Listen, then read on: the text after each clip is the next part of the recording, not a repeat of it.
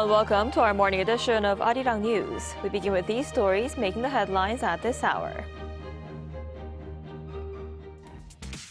Both the United States and Iran are showing no signs of backing down, with Iran saying the Strait of Hormuz will remain closed to anyone who threatens Iran, after President Donald Trump gave a 48-hour ultimatum, saying if Tehran does not fully open without threat the waterway, the U.S. military will begin targeting Iranian power plants.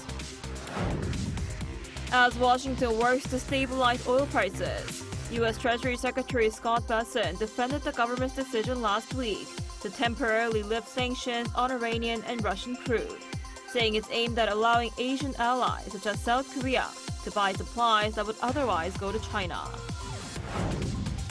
North Korean leader Kim Jong-un has been reappointed as president of the State Affairs Commission, as the regime holds the first session of the Supreme People's Assembly to approve key policies and review its 5-year economic plan. U.S. President Donald Trump on Saturday U.S. time gave Iran 48 hours to reopen the strategically key Strait of Hormuz, warning he will strike its power plants if it fails to comply. Iran says the strait is open to all except those who violate Iranian soil, adding it would respond to attacks with strikes on U.S.-owned energy infrastructure. Our Park Jun-ah starts us off. Iran responded to an ultimatum from U.S. President Donald Trump seeking the full reopening of the Strait of Hormuz by saying the key waterway is not fully closed, it's under its control, and is only restricted to hostile and harmful traffic. On Saturday, Trump threatened to obliterate Iranian power plants, starting with the biggest one first if the strait was not reopened to ships within 48 hours, with over 24 hours having already passed. Tehran also said it would take immediate punitive measures targeting U.S.-owned energy infrastructure in the Middle East in the event of such an attack. However, if U.S. threats regarding Iran's power plants are carried out, the following punitive measures will be implemented immediately.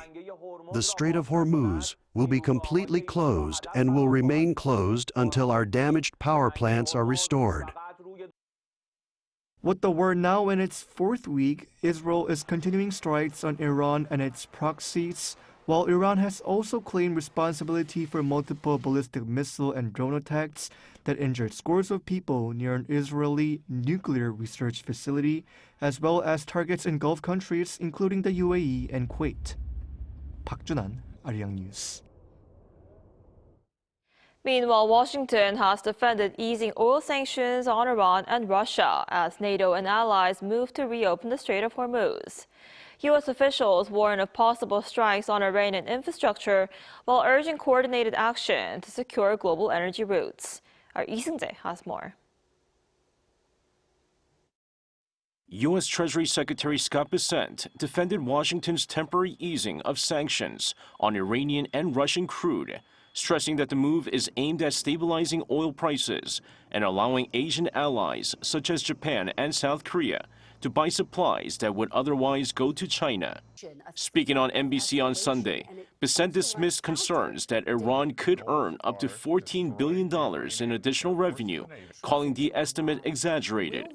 He said the sanctions relief would improve strategic conditions for U.S. partners and help manage short-term volatility in global energy markets. While acknowledging possible short-term price spikes, he argued that they would be manageable if they lead to long-term stability and prevent Iran from acquiring nuclear weapons. Bessent also addressed President Donald Trump's warning that Iranian power plants could be targeted if the Strait of Hormuz is not reopened within 48 hours, saying pressure can be necessary to achieve de-escalation and that operations to weaken Iranian positions are ongoing.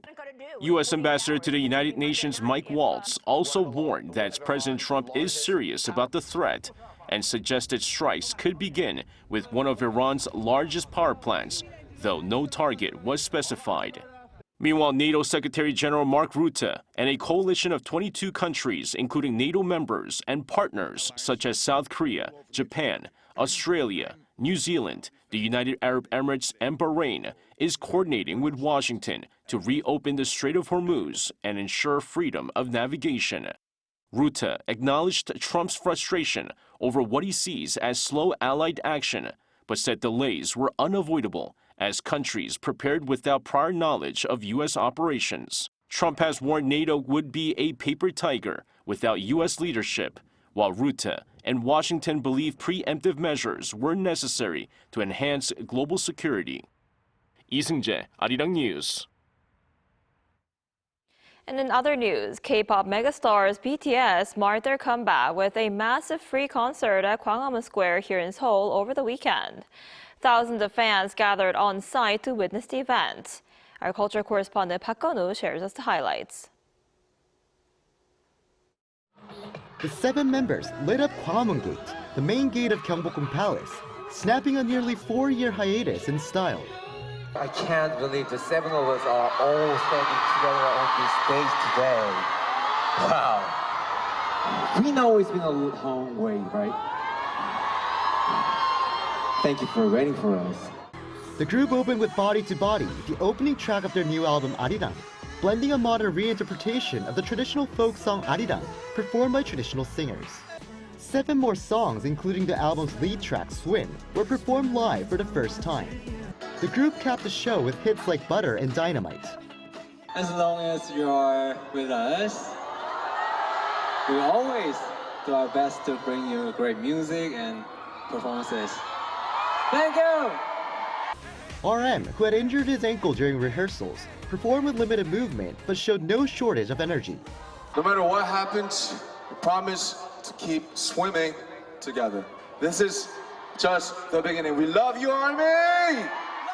Fans waved their light sticks wildly, lighting the night atmosphere while dancing to the music, and some fans even burst into tears. BTS's agency said around 100,000 fans were on site. It was really fun. I really enjoyed it, and I got to hear new songs from BTS, as well as my favorite songs.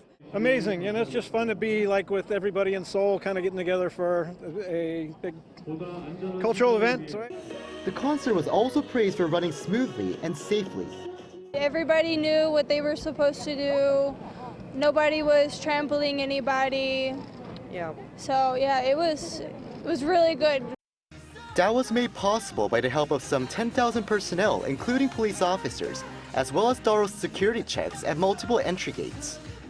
The event also extended far beyond Korea, with the concert streamed live on Netflix to audiences in over 190 countries, topping the Netflix movie charts in 77 countries. After successfully finishing the much-anticipated comeback show, BTS will now head to the US to remind the world the group is back with more performances along the way before flying back to Korea to kick off the biggest K-pop world tour ever, Arirang, across 34 cities, starting in Goyang. Park Gun-woo, Arirang News. So BTS comeback concert drew tens of thousands of fans after a break of more than 3 years caused by members' mandatory military service. For more on this, we're joined today by David Tisser, Professor of Korean Studies at Seoul Women's University. Professor Tisser, thanks for coming on today. Thank you for having me. It's wonderful to be here. So, this was their first concert in more than 3 years because of their mandatory military service, and it was live streamed in 190 countries on Netflix. What did you make of the performance? Yeah, it was a huge event. The build-up in South Korea and around the world has been going on for a long time, so there were a lot of eyes on this. And before I say my own opinions on the performance, I think we should remember that this was a performance for ARMY, for the fans of BTS who have waited so long, and you could see the outpouring of emotion from them, just how grateful, how happy not only were they to see these 7 members back together on stage again, but also perhaps to be with each other and to be celebrating something together. It's a very tight-knit community, and not only that, they also had new songs, new content to really get into. So for ARMY and everyone involved in BTS, this was a huge thing, and I'm really happy that they all seem to have enjoyed it.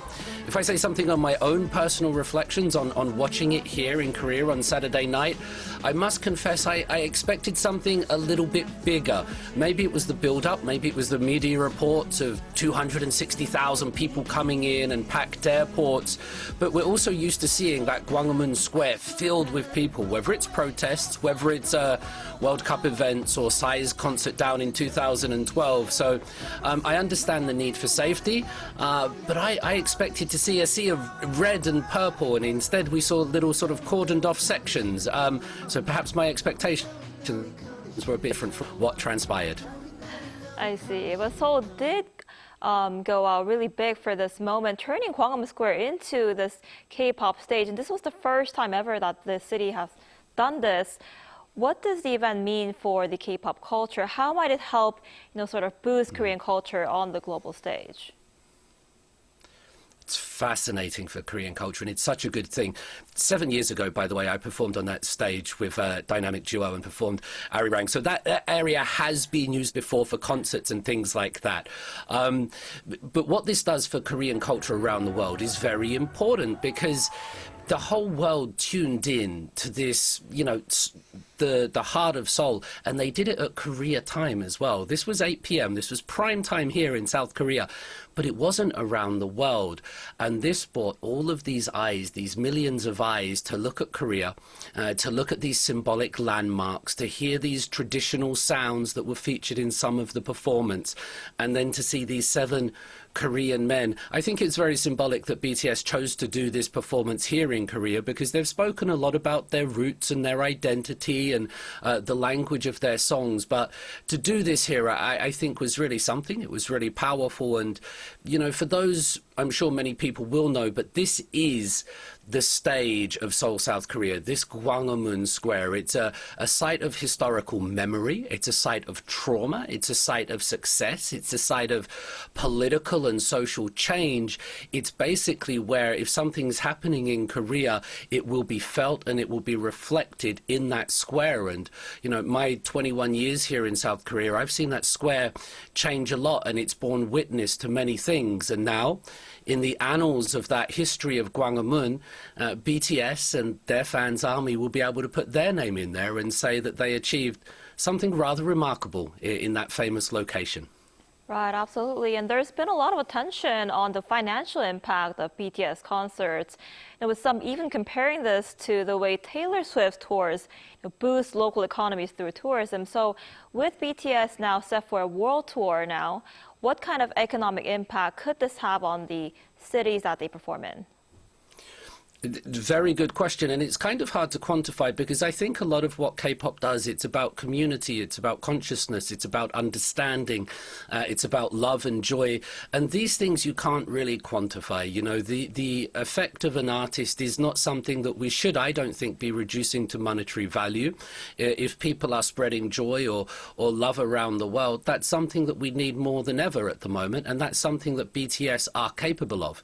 In terms of economics, as you've asked specifically, I'm sure from this, Netflix is getting very rich. Bang Si-hyuk and Hybe are getting very rich, as the members of BTS. Whether this is going to transfer into the Korean economy remains to be seen. Of course, there will be some pull, there will be some tourism, but there will also be expenditures as well. There's a lot of reports and talk in the domestic media about the effect that this had on local businesses around Gwanghwamun. So it's big. We're talking lots and lots of money. But will this transform the lives of day-to-day citizens in South Korea? That's a different topic. But what it does do is that, perhaps my last point on this, is that South Korea was not widely known. I mean, Psy in 2012 really put the country on the cultural map, and this country wants to be recognized. It wants to be seen. It wants to be heard. And that's what BTS are doing at the moment.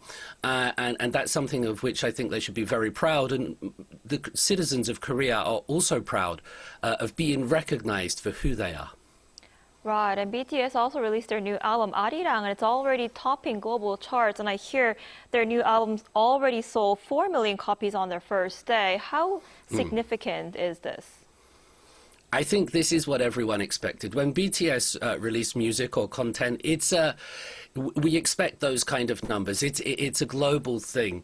And so those charting positions are well-deserved, well-earned, and it's made the ARMY very happy. I think what's more interesting to me is how this album and the songs will resonate in the coming months and years. Will it become a cultural event? Because many things emerge and they ride the top of charts, but then they sink. I mean, if you look at K-pop Demon Hunters, Golden and that, it became something defined. And that's what important pieces of work do. Whether this new album, Arirang, will have that long cultural fandom and on broader society, we're only going to have to wait and see. Obviously, it's got off to a very, very good start with all the songs charting so high and lots of numbers. But remember, you know, pop music and art is not just about numbers, it's about the impact that it has on the culture. So we'll wait and see. I'm sure many people will be hoping that it does have a big impact. Let's perhaps address that question again in 6 months or a year and see what we say about it then. Right. We'll have to see how that goes. All right, Professor Tisser, thank you so much for your time today. We appreciate it. Thank you very much. Have a nice day.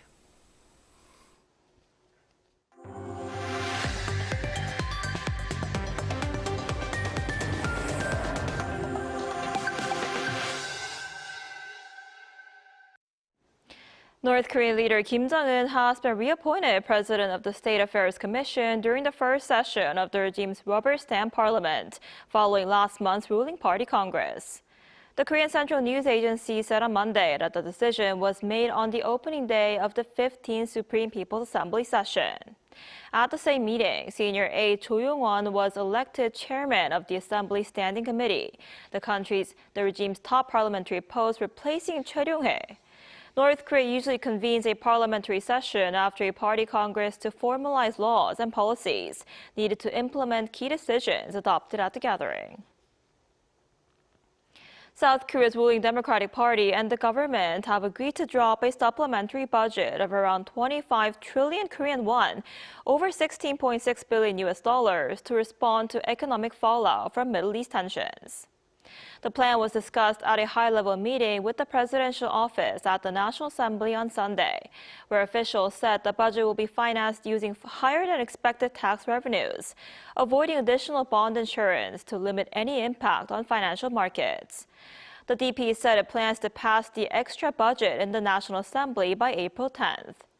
The extra funding will focus on easing high oil prices, supporting vulnerable groups and exporters, and stabilizing supply chains.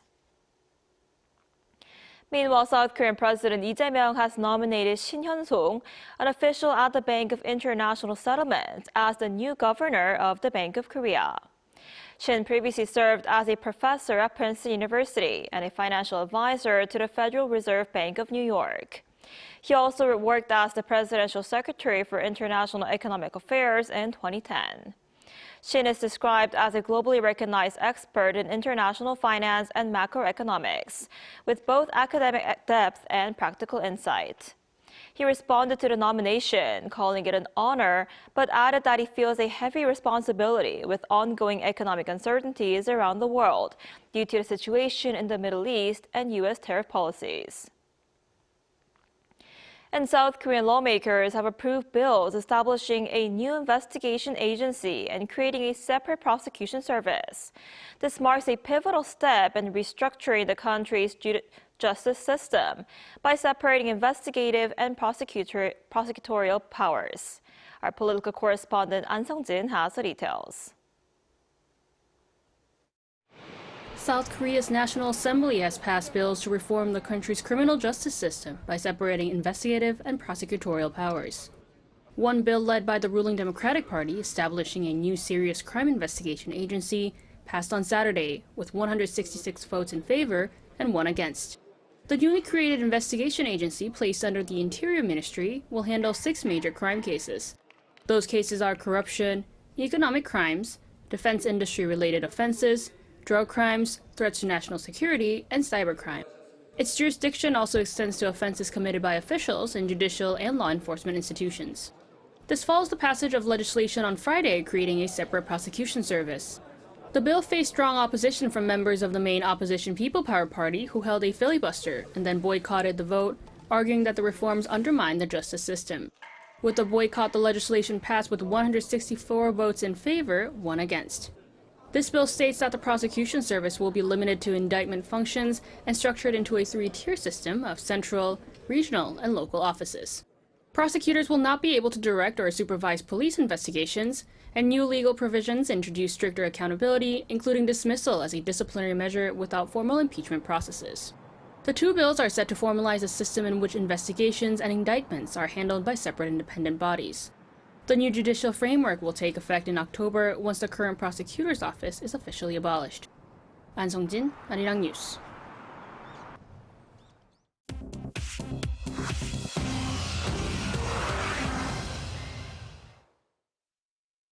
Good morning, I'm Chu Ji-hyun, and this is The World Now.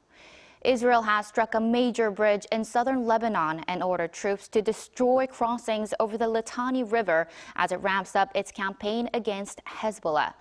The Israeli military struck a bridge on the coastal highway near Tyre on Sunday, damaging a critical route linking southern and central Lebanon. It had issued a warning earlier in the day, and Lebanese media later reported a second strike on the same crossing. Israel's defense minister says troops have been ordered to destroy all crossings over the Litani River used for militant activity in a move aimed at restricting Hezbollah's movement. He also says forces will speed up demolitions of homes in frontline villages to create a buffer zone along the border. Lebanon's president called the strikes collective punishment. Human Rights Watch warns that isolating southern areas of Lebanon could trigger a humanitarian crisis. In the U.S., President Donald Trump has ordered immigration officers to the U.S. airports starting Monday to support security operations as a funding standoff disrupts travel nationwide. The plan would send ICE officers to assist at airports unless Democrats agree to fund the Homeland Security Department. White House border czar Tom Homan said the agents could check IDs or guard exit lanes, allowing Transportation Security Administration staff to focus on screening. Hundreds of thousands of DHS workers, including TSA agents, have been working without pay after funding expired last month. The administration said hundreds of ICE officers could be deployed, focusing on major airports with long delays. Federal Reserve Chair Jerome Powell reiterated the independence of the central bank as political pressure over interest rates continue to build. In a taped message accepting the Paul A. Volcker Public Integrity Award on Saturday, Powell praised former Fed Chair Paul Volcker for his willingness to raise rates in the 1980s despite a political backlash. Powell says independence and integrity are inseparable. His message comes as President Donald Trump continues pressing the Fed to lower rates. The Justice Department is also investigating Powell over renovations at the Fed's headquarters.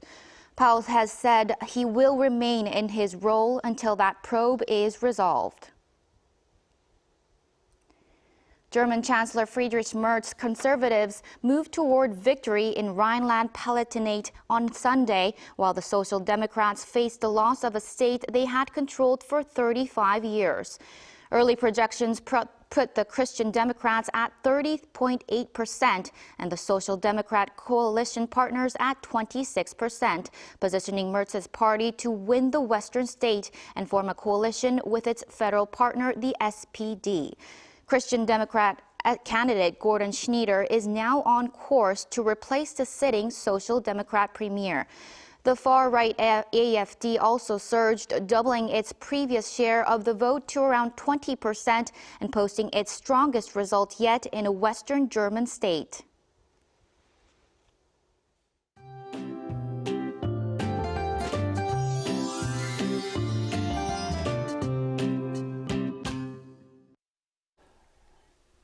We can surely tell spring is here with the appearance of buds on trees and spring flowers blooming. And it's going to feel more like late April this afternoon. In fact, this week will feel more like mid to late April. But you know that warmth comes with a sharp gap between lows and highs, so layering is key. Along with warmer temperatures, air quality is an issue today.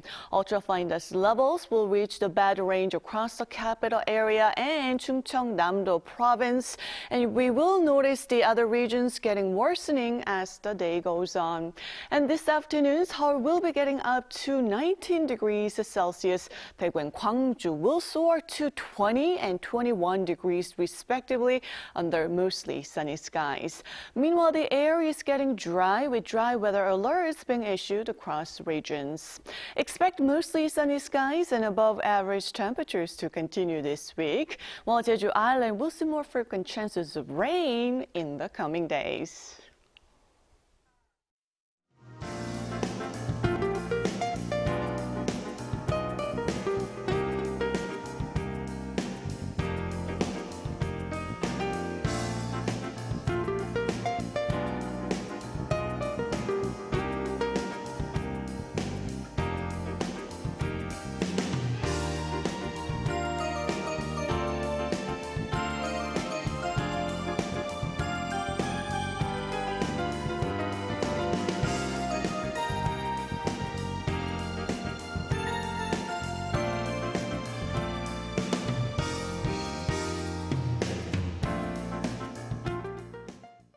That's all we have for this morning. Arirang News will be back at noon Korea time. Thanks for watching.